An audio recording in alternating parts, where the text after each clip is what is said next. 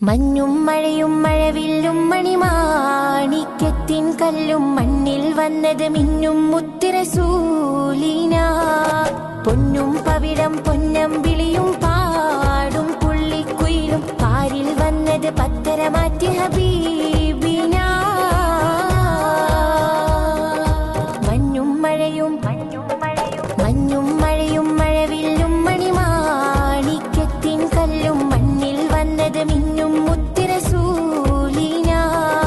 പൊന്നും പവിഴം പൊന്നമ്പിളിയും പാടും പുള്ളിക്കുയിലും പാരിൽ വന്നത് പത്തര മാറ്റി ഹബീബിന.